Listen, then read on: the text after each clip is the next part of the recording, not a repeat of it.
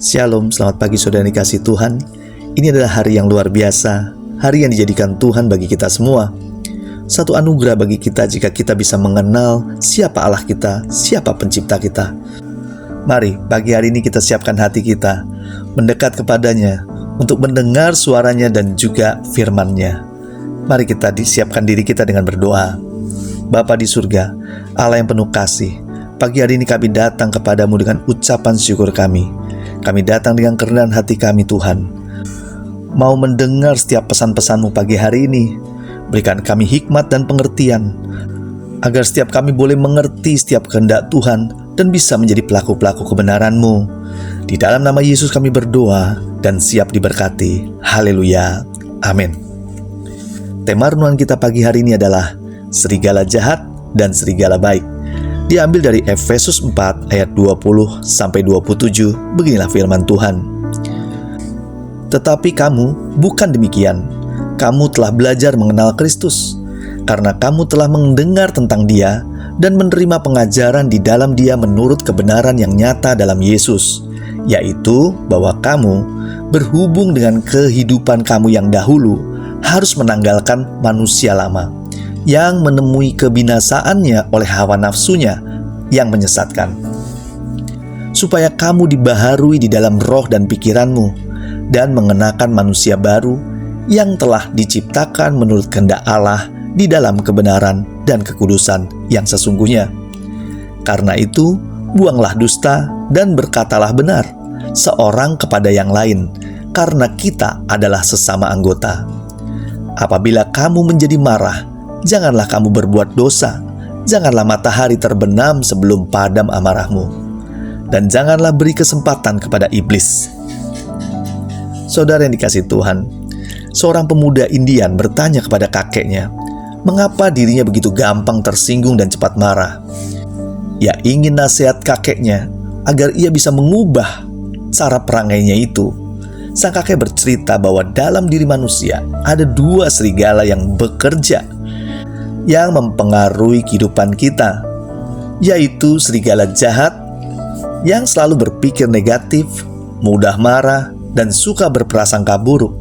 Dan satu lagi, kata si kakek, adalah serigala baik, serigala yang selalu berpikiran positif, baik hati, dan suka hidup dengan damai.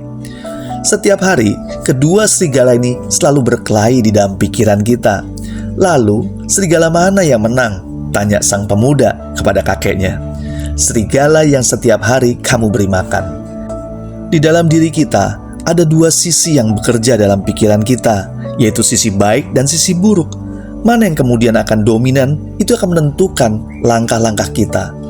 Jadi pentingnya kita memberi makanan rohani yang baik kepada pikiran kita, agar sisi baik terus yang bisa menang di dalam pikiran kita dan akhirnya mempengaruhi terhadap tindakan kita.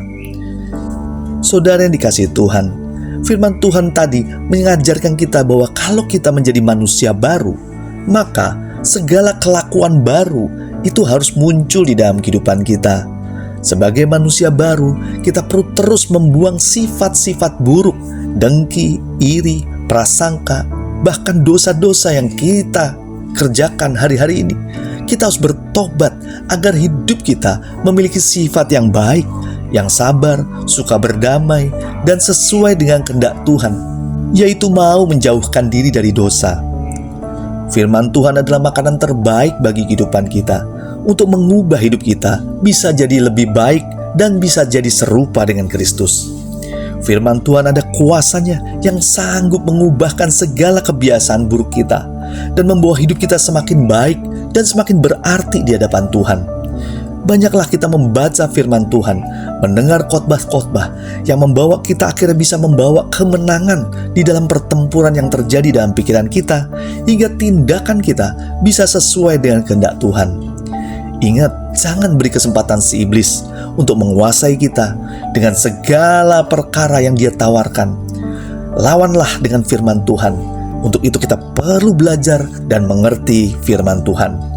Mari kita berkomitmen membaca firman Tuhan setiap pagi sebagai dasar yang teguh, sebagai makanan rohani yang mengisi pikiran dan hati kita, agar langkah kita senantiasa di dalam kehendak Tuhan. Mari kita berdoa. Bapa di surga, terima kasih untuk firman-Mu pagi hari ini. Kami bersyukur Kau Allah yang memberikan kami kesempatan untuk menjadi ciptaan yang baru. Terima kasih untuk pengampunan dosa. Terima kasih untuk kasih Tuhan yang memberikan kami kesempatan untuk memiliki hidup yang baru. Ajar kami tetap setia dengan Tuhan. Ajar kami juga memberikan makanan yang terbaik buat pikiran kami, yaitu firman-Mu, agar mengubah pikiran dan hati kami, dan kami bisa melangkah sesuai kehendak Tuhan. Tak lupa pagi hari ini kami berdoa buat keluarga kami, usaha kami, pekerjaan kami, studi kami mau serahkan itu di dalam tangan Tuhan. Buatlah Tuhan itu menjadi berhasil dan kembali lagi bisa memuliakan nama Tuhan.